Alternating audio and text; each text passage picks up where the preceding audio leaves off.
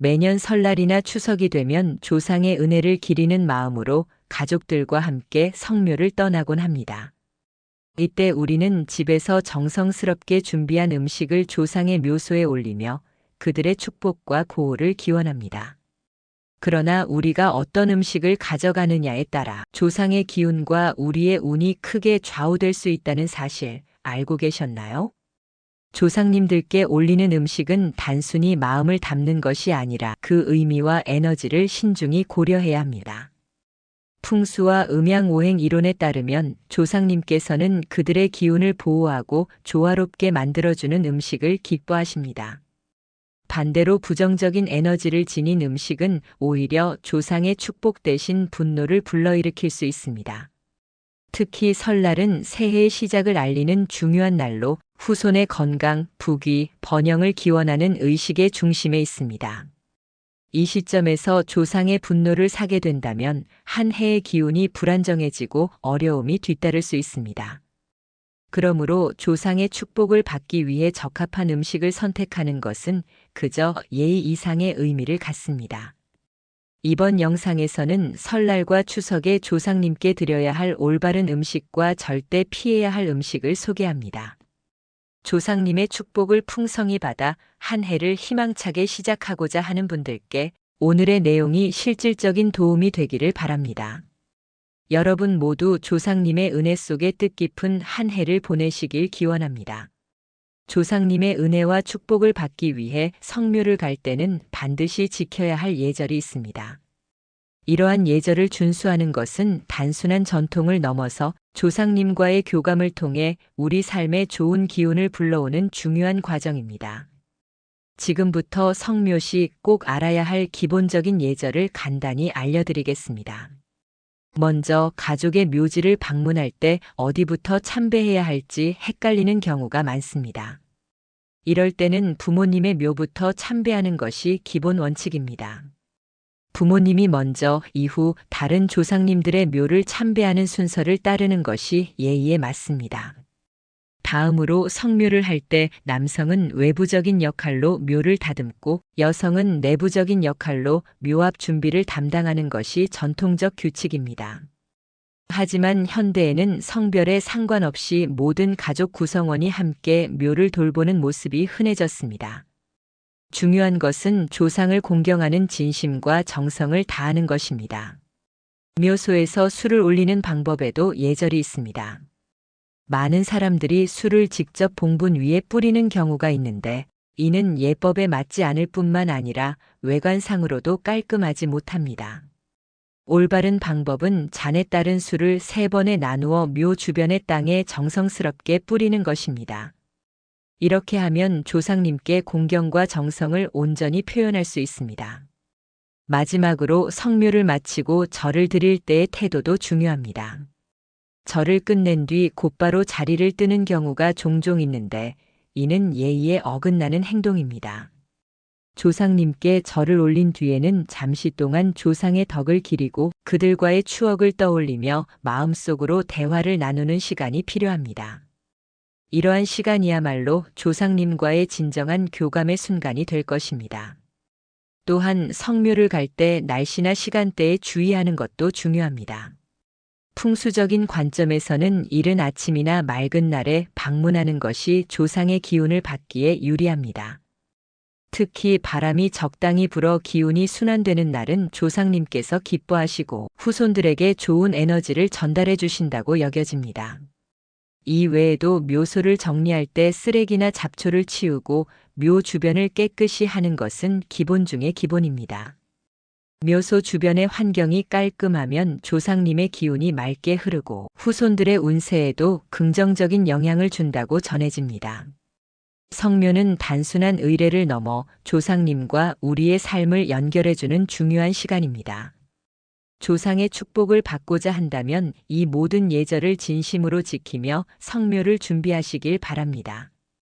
조상님께 산소를 찾아뵐 때 가져가는 음식은 단순히 정성을 담는 것 이상의 깊은 의미를 지닙니다.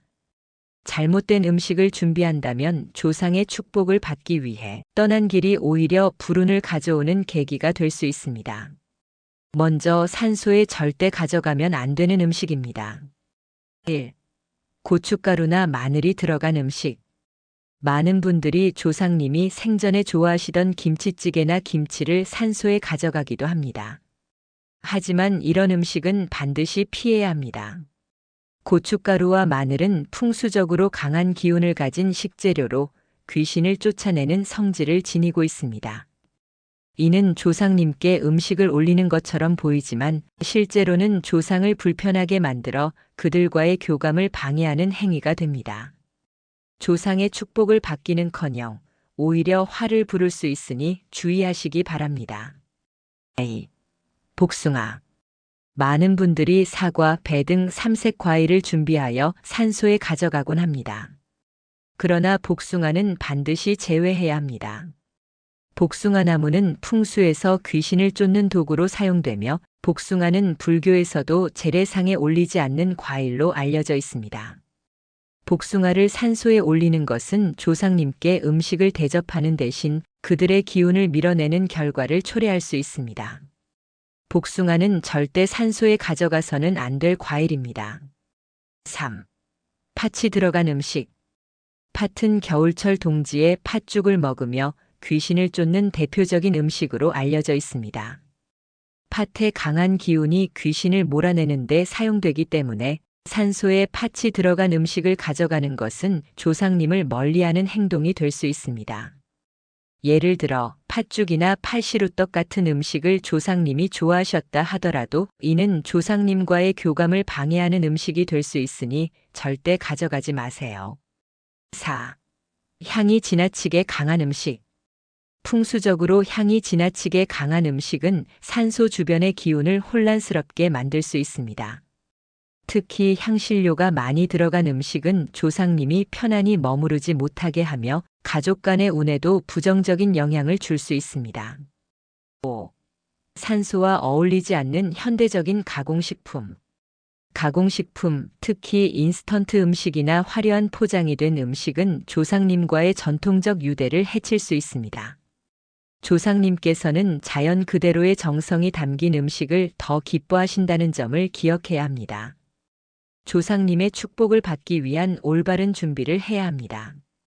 조상님께 올리는 음식은 그들이 생전에 즐겨 드셨던 담백하고 정성이 깃든 음식이 가장 좋습니다. 재료의 신선함과 자연스러움에 신경 쓰고 조상님께 공경과 감사를 담아 준비하는 것이 중요합니다. 또한 음식을 정갈하게 담아 주변 환경과 조화롭게 배치하는 것도 풍수적으로 좋은 기운을 부릅니다. 산소 방문은 단순히 전통을 따르는 행동이 아니라 조상님과의 연결을 통해 우리의 삶에 긍정적인 에너지를 불어넣는 중요한 의식입니다. 이 모든 정보를 기억하며 조상님께 진심 어린 예를 다해 산소를 방문하신다면 그분들의 축복과 고호 속에 풍요롭고 행복한 한 해를 보내실 수 있을 것입니다. 이번에는 산소에 가져가면 조상님께 축복을 받을 수 있는 음식에 대해 말씀드리겠습니다. 조상님께서 후손을 축복해 주시길 원한다면 반드시 이 정보를 기억해 주세요. 조상님께 드리는 음식은 단순한 공양 이상의 의미를 가지며 우리의 정성과 사랑을 표현하는 중요한 요소입니다. 1. 황태. 황태는 많은 이름을 가진 대표적인 생선으로 모든 이들에게 사랑받아온 귀한 음식입니다. 황태, 북어, 건태, 먹태, 코다리, 노가리 등 다양한 이름으로 불리며 특히 황태는 강원도 산간지방의 찬바람에 말려 황금빛을 띠는 귀한 음식으로 꼽힙니다.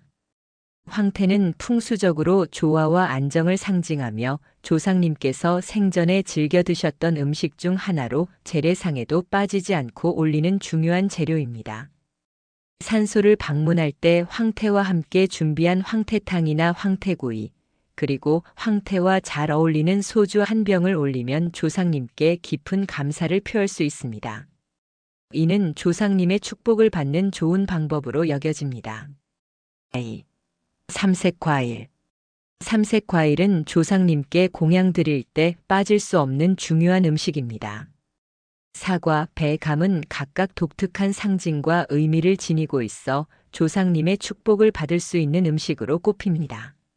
사과는 풍수적으로 사과는 사랑과 자비를 상징하며 가정의 조화를 의미합니다.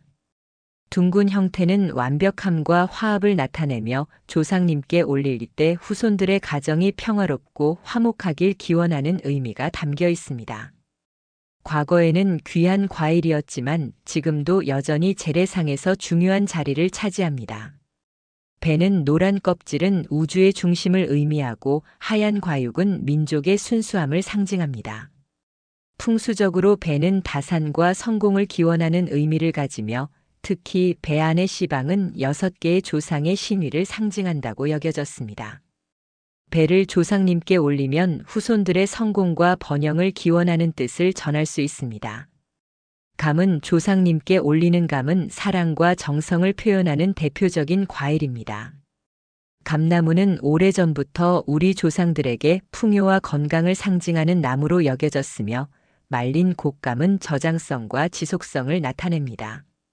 조상님께 드리는 감에는 후손들이 조상님의 은혜에 감사하며 건강과 평안을 기원하는 마음이 담겨 있습니다. 조상님께 드리는 음식은 단순히 음식을 올리는 행위를 넘어 정성과 예의를 표현하는 중요한 의식입니다.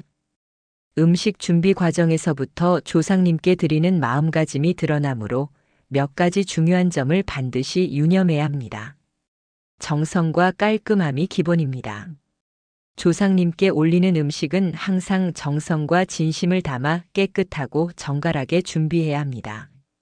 음식의 외관뿐만 아니라 조리 과정에서도 위생에 철저히 신경 써야 하며 모든 재료와 도구가 깨끗하게 관리되어야 합니다.